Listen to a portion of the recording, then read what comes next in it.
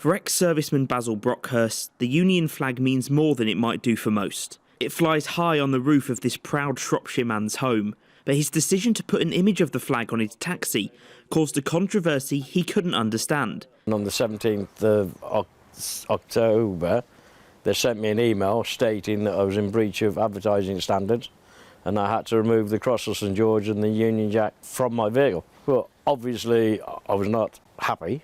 I was sort of quite perturbed. 30-year service, Queen country, Northern Ireland, Iraq, and then suddenly I'm told that I cannot display the cross of St George or the Union Jack.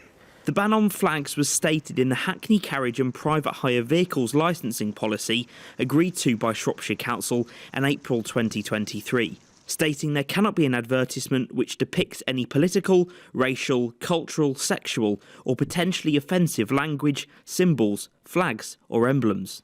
Now, after help from his local MP Helen Morgan and the Deputy Leader at Shropshire Council Ian Nellins, a vote to revise the regulations to allow one Union flag per vehicle, no bigger than an A4 piece of paper, passed the Strategic Licensing Committee this month, but not without opposition from Green Party councillor Mike Isherwood. It's needlessly divisive to introduce flags to taxis, especially if it's only privileging one nation's flag. So I find it unfair, discriminatory, and I'm surprised it would even be legal to do this. We should have a neutral policy on this, and that's best achieved with the current policy.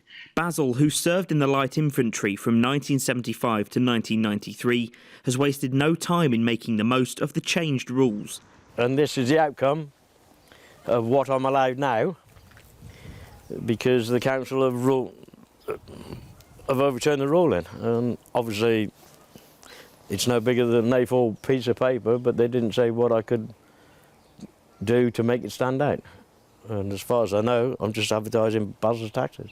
Now I feel as though I'm still being penalised and I'm being told what I can and what I can't have on a private vehicle. He's aiming to go one step further and display a poppy with his regimental cap badge, but Shropshire Council say he needs to provide permissions from the Poppy Appeal and the Ministry of Defence before they can be displayed on his car.